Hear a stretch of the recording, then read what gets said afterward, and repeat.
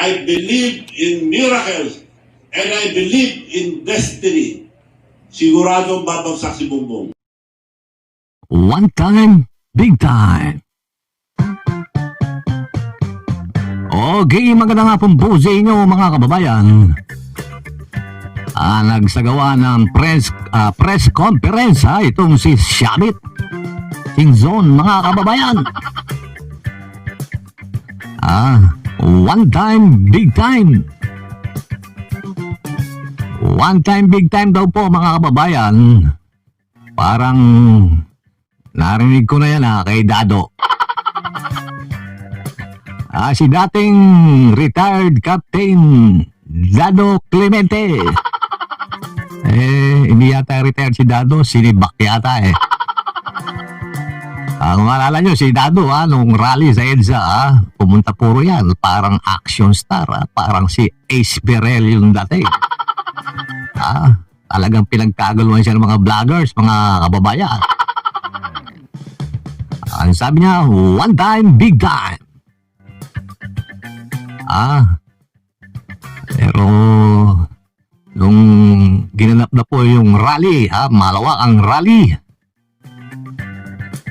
hindi po siya nakita. Nandun po siya kumakain yata sa McDo yata o sa Jollibee. Ito po si Shabit Singzon mga babayan. Nananawagan sa mga religious groups, sa mga ating mga kababayan na magsagawa ng one time, big time rally. Papunta po sa Malacanang. Mas sinikayat niya yung mga kabataan. Nananawagan po siya sa mga kabataan. Bakit po palaging sa kabataan siya nananawagan, mga kababayan? Ganito po yan. Nung po kami bata pa, naikayat niya po kami na pabagsakin si Erap. Kaya po sa mga kabataan po siya nagko-concentrate ngayon, mga kababayan. Yung matatanda yung mga senior, binubuo na siya mga kababayan. Pakinggan niyo po itong isa pa. Hindi ko sinasabing patanggal si Marcos Just stand up against graft and corruption. That's not inciting. Maski na. Kung gusto nyo na ako kulong nyo na ako. I don't mind.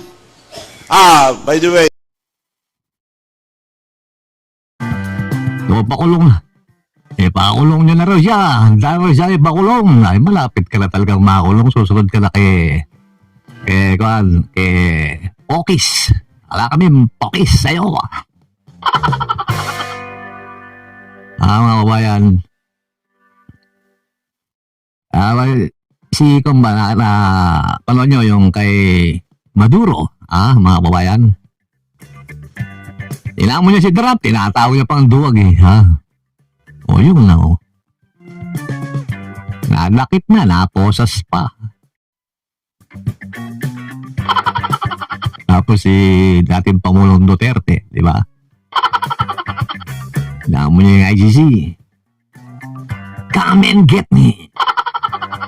Ayun, nasa ICC na mga kababayan. Iyak yung mga DDS. Hanggang ngayon, iyak pa rin sila. Tapos si Pokis, inaresto kapon. Iyakan na naman yung mga DDS. Kaya, itong si Shabit, susunod na yan. Hindi naabot yung one time, big time niya sa February. Hindi nagtagumpay yun. Lawak na nga nung ginawang rally, nung INC, yung nakaraan. Nagsalita pa ng di ka na nais ni Senator Amy. Yung may kung anong tawag doon, may nutriban sa mukha. Tinawag pangatik yung kapatid anak ng Kuyating talaga kapag politika. Gagawin yung lahat para manatili sa kapangyarihan mga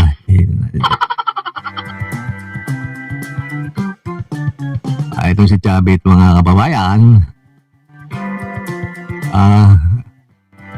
Hindi ko alam kung nangyayari. Dati idol ko to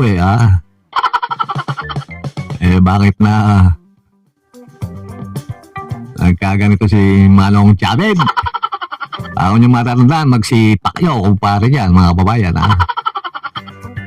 Oo, magkumparin po yan, si Chavit tsaka si Manny Pacquiao. Tapos nagkasira. Si Chavit kasi hindi pinagbigyan. Senator pa si Pacquiao noon si Idol Pambansang Kamao. Senador pa siya noon. May pinapakiusap yata ito si Chavit Singson. Hindi pinagbigyan ni Senator Manny. Ayun. Lumayo sa kanya si Chavit. Ganun doon kay BBM, mga babayan, Hindi na pagbigyan. Kaya ngayon, nawa na ngawa. Ewan ko ba? Ito si Manong Chavit, binibili pa nga itong do Miss Universe. Mahilig to si Chavit, alam niyo mga kababayan, Naalala niyo, napanood niyo, yung inaantok siya. Yung makakatulog siya sa tabi ni si Catriona Gre. biglang nung makakatulog sa balikat mga kababayan, biglang lumayo si Catriona. Style ni Manong Chavit matindi sa babae ito, mga kababayan. Sabi ni Manong Chavit, mga kababayan, yung tao daw, nababago ng pera. Totoo naman po yan, mga kababayan.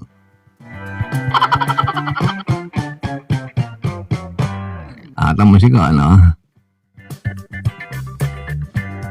yung mga retiradong military. Kasi nung panahon ni Pangulong Duterte, pagkatapos mag-retire, binibigyan ng pwesto sa gobyerno.